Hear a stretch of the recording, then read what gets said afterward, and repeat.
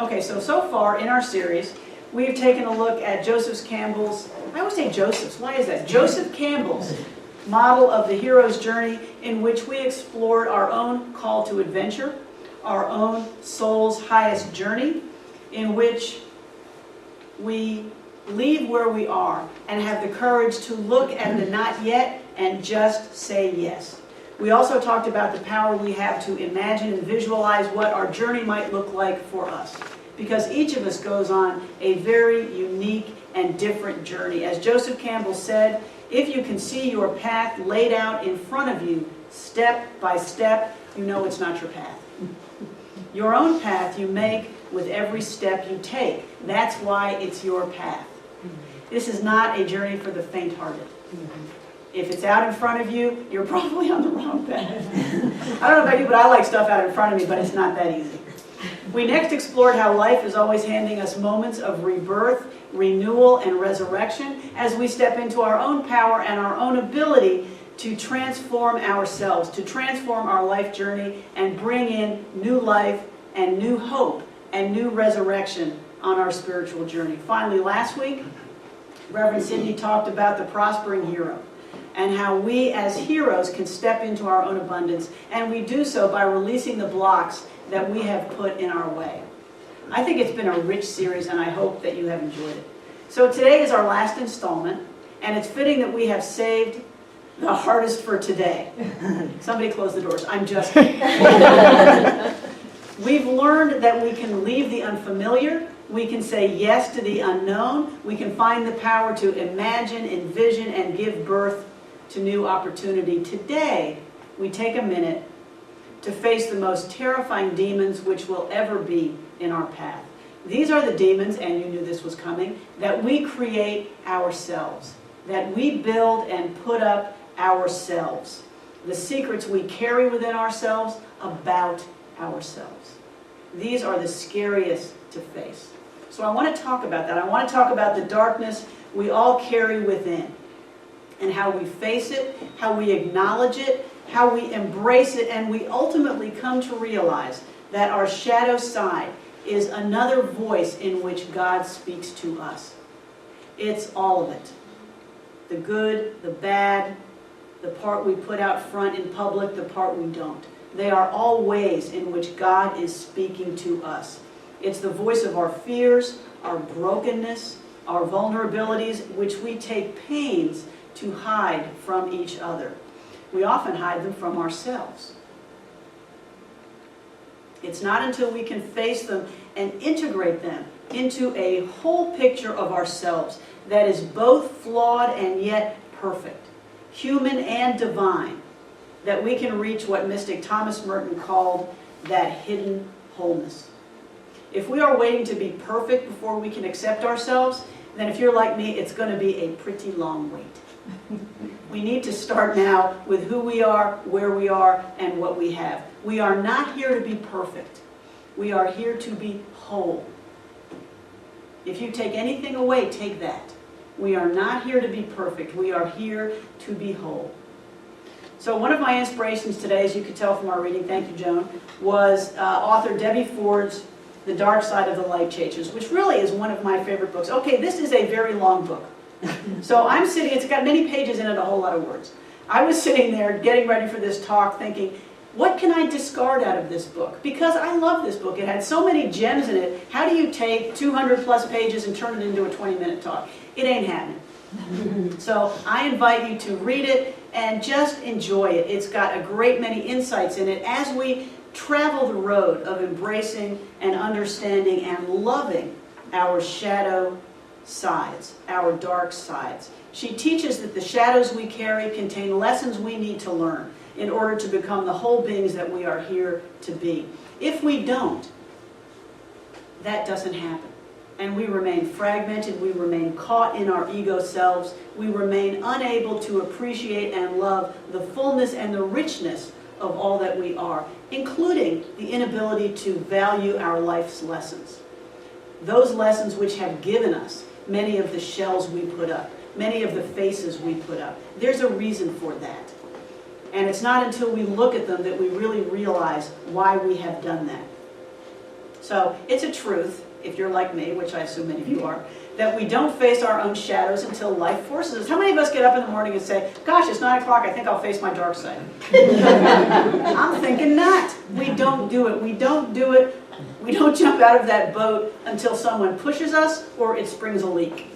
We are creatures of comfort. We like what we like, we got what we got, and we don't want to go looking someplace else until life boots us in the you-know-what and makes us go there. And thank God it does. As Julian of Norwich said, first comes the fall, and then we recover from the fall, and thank God for it all. We just have to thank God for the whole journey. So Debbie Ford, in her book, writes that at the age of 28, she realized that her life of drug addiction had to change if she was to survive. She gives this great scenario about how she woke up on the floor of the bathroom and she was sick and it was a mess, and she realized that she had to change or she was not going to live any longer. So she reached the proverbial phone, she got help, and she entered a 28-day rehab program, and she went into 5 years of rehabilitation, healing, and recovery. At the end of that, she had different values, she had different friends, she had an entirely new life. Everything looked great, except for it wasn't. She still hated herself. What is that about? After going through all that, after healing, after recovery, she still had parts of herself that she could not stand, that scared her, that she hid. She wasn't happy. She writes, and I want you to listen to this because this sounds like some of us. Speaking for myself. It seems unbelievable that for 11 years someone can go to group therapy, codependency treatment, 12-step meetings, visit hypnotists and acupuncturists, experience rebirth, jump off mountains, attend transformational seminars, Buddhist retreats, and Sufi retreats, read hundreds of books, listen to visualization and meditation tapes, and still hate parts of who she is. Wouldn't you think that after all that work you'd still be feeling kind of good? No, because you haven't done the main work. All that time, all that money, I knew my work was still not done. That's because she hadn't started on the real work. How often do we continue to buy those books, attend those seminars, listen to that expert, download that guidance, so that we can somehow lift the feeling from our hearts that we are not good enough, that something is missing, that we feel guilty, that we feel bad, that we resent, that we judge? How often do we go chasing that answer? Remember last week I told you my message as a minister is it's all in here? Sorry, it's all in here. Those things can be interesting and they can be informative, but it's not until we look here. Not in the seminar room, not listening to the DVD at home while you're doing the dishes, while you're watching the kids, while you're feeding the dogs. That's where the work is. That's where we face our shadows. That's where we grow. Carl Jung called our shadow the person you would rather not be. Isn't that true? The person you would, how many of us have people we would rather not be walking around in our clothes looking like us? I hate that. The person we would rather not be. He wrote that integrating our shadow would give new depth to our spiritual life and a peace we could not find otherwise. To do this, he wrote, we are obliged to struggle with evil, confront the shadow, to integrate the devil. There is no other choice. Those are tough words.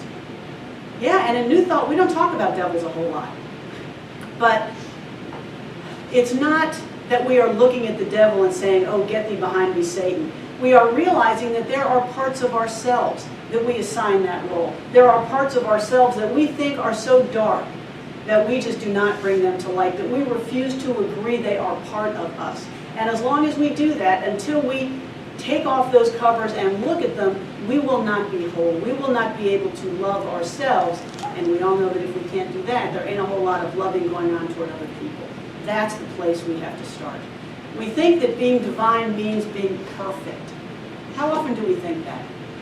We think it means being perfect. It doesn't. Our journey is toward wholeness, not toward perfection. Toward accepting and taking the lessons from those parts of ourselves that we have been taught to reject. Okay, how often do we tell ourselves, I don't think that, I don't believe that, that's not me? Hello? Yes, it is.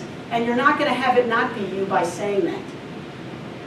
You're going to get past it by opening it up, by looking at it, by wondering why you feel that way, and by accepting yourself and loving yourself even though you do. That is how you find peace. So her own history sounds common to us. As Debbie Ford writes, as she was growing up, she was told there were two kinds of people in the world. Let me hear if this resonates with you. There are good people and bad people. Wouldn't it be great? There are good people and bad. I look out and I see shades of pastels, right? There are good people and there are bad people. The most important thing was to be a good person and not display any of those qualities that all those bad people have. She was told that all those people in the county jail down the road, those are all bad people. And if you start acting like them, then you're going to be looking at us through a bunch of ours too. And she was like, I think not. Okay, so she decided she was not going to be selfish, she was not going to be angry, she was not going to be greedy, and she was not going to be mean. None of those things. Okay, wham, just like that. The best way to be accepted, the only way, was to hide all those undesirable parts of herself that would make her unacceptable to others. So what did she start to do? She started to lie. She didn't get rid of them because they don't go away. So she would write, when she was mean, she would lie. When she ate that donut, she would lie. This is my personal favorite. When she bit her sister, she would lie about it. You got a mouth imprint? Those are not my teeth prints. Okay. Bringing forensic science to spirituality. She would lie about those things. She put on a face that didn't include any of those bad qualities. She shoved them so deep she could not find them. But that didn't mean they went away, because they never do. But they impact us in huge and significant ways. One of the things she does in her book is she tells stories about people that she talks to, people she meets in seminars, people that she has sessions with. She told the story of a woman named Audrey, who came to one of her seminars in incredible pain. Audrey had her game face on. She was terrified to admit a huge burden that was on her heart. Finally, after much work and after much encouragement and love and gentleness, Audrey admitted in a very low voice, she said, I hate my daughter. I hate my daughter. What a thing. For how many mothers are in the room? How many of us have ever gone up to somebody and said, I hate my daughter? This is not a long list, right? She had feelings of hatred for her daughter, and for a mother, there is not much worse than that. So, okay, Debbie Ford writes that she worked with Audrey for a while, and she urged her to take a look at those feelings. She said, stop judging. Just stop. Put that aside. Take a look at those feelings of hate that you are expressing. Accept them, even though that's hard. Just take a breath and sit there and accept them. So this exchange occurred in a seminar. So Ford turned away from Audrey and she asked everybody else in the room who was a mother, hands go up. And she then asked if any of those mothers could remember a time, even a brief time, when they had hated their children. None of those hands went down. Right? We have all been there. We can all feel that. Even if it's just for a fleeting moment. Everybody found it. I see people out there nodding. I'm not nodding because I'm on camera. Ford then asked all those women to imagine if that feeling of hatred had given them a gift, if it had taught them something, if they had taken something from it, and they said, yeah, after some thought. They had learned patience. They had learned release of emotion. They had learned transparency and honesty. They had learned that even though we may feel this, it doesn't stay. When I acknowledge it, it goes away. It's fleeting. It comes and goes. That I love my daughter, but even though I have these feelings, there is genuine and deep and profound love. They also realized that they didn't control that feeling. They didn't generate it. They're not responsible for it. It's just there. So Audrey began to accept and examine her feelings and to learn how and why it had arisen. She started to take a look at it. That's something we need to do with emotions and feelings that we reject. She just started to say, why is it I feel that way? And how do we do that? One of the ways I do that is I give myself a break, and I realize that at the end of the day, I am a good person. So if I am feeling something that I regard as unacceptable, give myself some credit and ask why. Was I born as the devil? Probably not. So there is a reason I feel that way. Ask yourself why, and give yourself the credit to know that you are a good person, and so there's a reason which, when you find it out, will serve you. Does that make sense? Mm-hmm. Instead of judging and just shutting off the conversation. You never get past it if you just judge and shut off the conversation. So Audrey, back to Audrey, finally understood that her feelings protected her. In some ways, in her mind, her feelings of resentment and hate toward her daughter gave her boundaries around a love relationship that otherwise troubled her. It helped her get from A to B at some point in her life, at some point in that relationship. When she realized that she could simply examine that feeling and accept it, she stopped judging. She stopped hating herself, and a huge weight was lifted. She gave herself permission to look at it. The image I kind of have is of a circle. You know, we give ourselves a circle of acceptance and love, and we wrap it around ourselves or parts of ourselves. If we get very judgmental, the circle gets smaller. But as we learn to not judge, as we learn to just love and accept and examine, the circle widens. Our hearts open, and the circle of acceptance and love and forgiveness just widens. And that is what she was able to do, and that is what we are able to do. Okay, so there's a sequel. 2 weeks later, because I know you're all interested in Audrey, 2 weeks later, Audrey's daughter called her. And Audrey was feeling safe enough to tell her about this breakthrough of the seminar. And she told her daughter, she said, I confess that sometimes I hated you. Oh, what courage is that? Her daughter burst into tears and admitted that for years she had felt the same way. Her mother's courage gave her the courage to do that. She admitted that she had felt the same way. So what happens? They get together, they shared, they were honest, they were open, and they forged a completely new relationship. Audrey's courage, those 4 little words, I hate my daughter, opened that up for her, opened a whole new life for her and for her daughter. Who knew that that would happen from that courage? It's not until we face these feelings and we integrate them and we just know that they are part of who we are, and that's okay, that we can get past them and become a fuller and a whole person. So, you know, as we go into the week, let's just, and this does not require anybody to put stuff on Facebook, but let's just take a look at what some of our judgments are about us, what some of our feelings are about ourselves, some of those dark places, and we all have them. I have them, you have them. If anybody in this room is over the age of 12, which I think we all are, we have them. There are parts of ourselves that we do not want to admit exist. We judge, we resent, we have bad feelings about. We just do. I had a boss when I was back in my practicing law.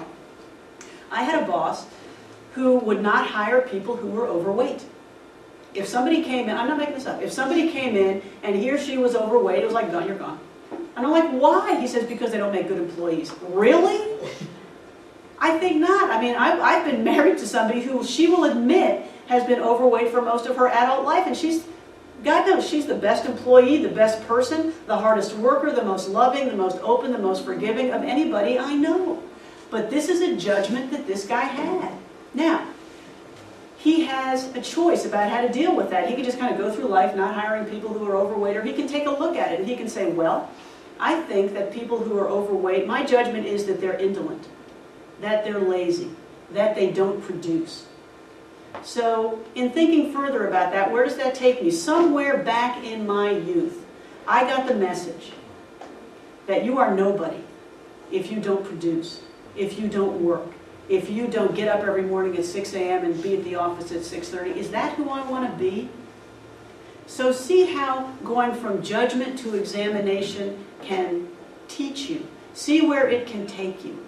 Why the feelings you have may instruct you in how maybe you used to be, maybe it was helpful for you to be. I don't know his childhood circumstances. Maybe that's what he needed to be. But now, 50 years later, is it really that necessary? I'm thinking not. That is how we get from that darkness to a full light, which enables us to integrate and be whole with what we think. We figure out why we think it. We sit with it. We examine it, and we are not afraid of it. There is nothing in you of which you need to be afraid. What kind of liberating thought is that? Just take a breath. There is nothing you feel, nothing you think of which you need to be afraid.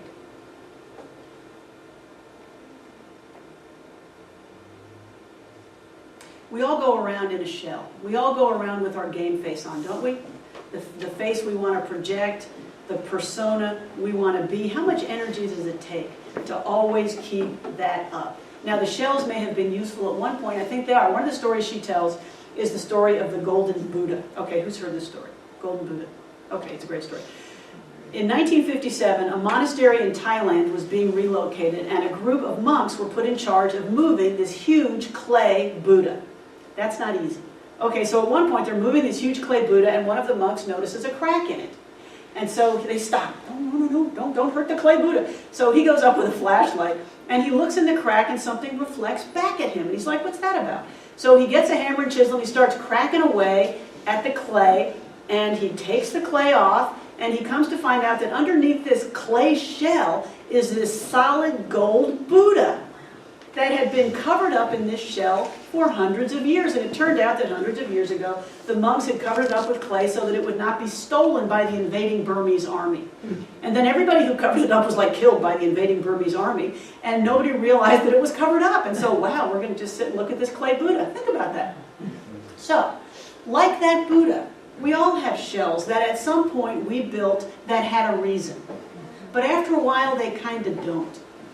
So it's up to us to kind of look at them and chip them away and get at the beauty and the wholeness that is underneath them. Our shells that we put up often serve no further purpose.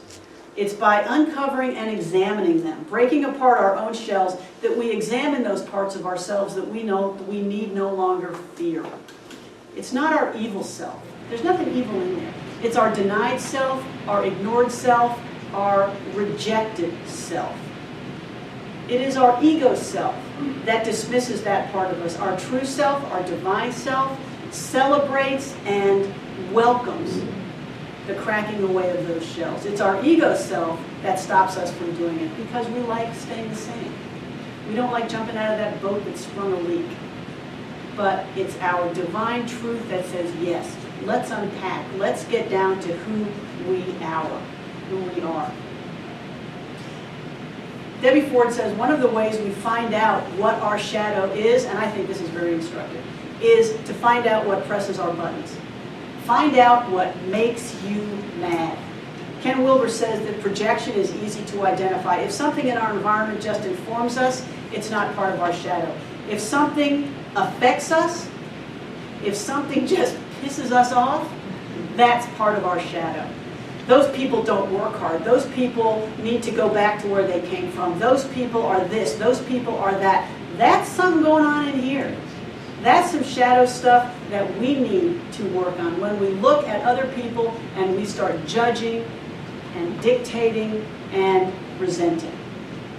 That is how we know what our shadow work is. She says that she used to always go up to people and ask them how long they meditated. Now that would be a friend you'd want to have, right? Okay, did you meditate today? 20, 15, what? Were you sitting? Did you have a candle, incense? Tell me how you did. So that's what she did. She would go up and get particulars on people about how they meditated. And she was starting to really kind of irritate people until she realized that she was just projecting on them. She had a 3-year-old at home. She hadn't meditated in weeks. And what she needed to look at was, I feel anxiety about my meditation practice, so I'm putting it on all of you. Stop. Some of the best advice she gave, when she gave workshops, she would say, you need to attend your own lectures. We all need to attend our own lectures. How true is that? The noise we make pointing at others prevents us from accepting and integrating those parts of ourselves. Our judgments create false barriers between ourselves and others. We take those attributes we fear in ourselves, we place them onto others, and then we judge them to make ourselves feel safe and superior.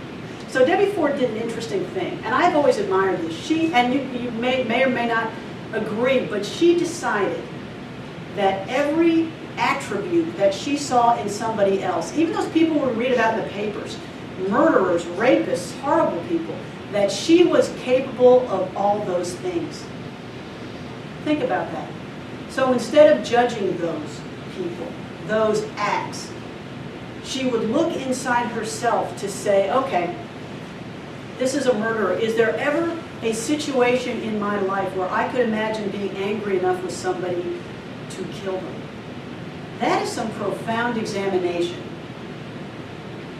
And she came to realize that every human emotion that she experienced or she read about, she was probably capable of doing or of having. And what does that do?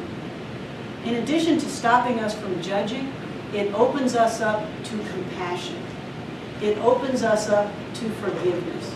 It opens us up to realizing that we are all in that same boat.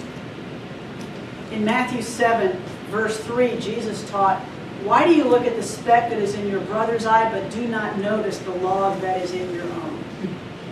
We all know that verse. But what is it teaching us? It's not teaching us that we need to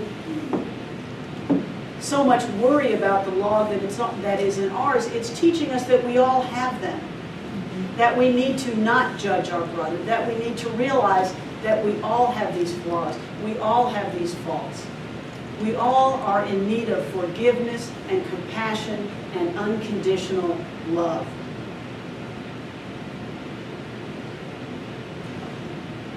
So in the week that is coming, and this is a good discussion for our Wednesday night group, let's think about some of the dark places that we carry around. Let's think how we look at them. How do we unpack them? One of the images that she had in her book was of a bag. We just carry it around our shoulders. For the first 20 years of our lives, we take all those unacceptable things about ourselves and we just stick them in the bag because we don't want to show them, we don't want to have them, but we're still carrying them. And the next 30, 40 years we spend unpacking them. So as we go forward, let's just think about some of the dark places, some of the shadows, some of the judgments, some of the guilt, some of the resentments that we carry that are no longer serving us, that we need to look at and welcome and learn from and just accept that they are also part of us. She writes, this is a quote from Jung. She writes, "When we take the time to discover our shadow and its gifts, we will understand what Jung meant by the gold is in the dark." The gold is in the dark. See you Wednesday.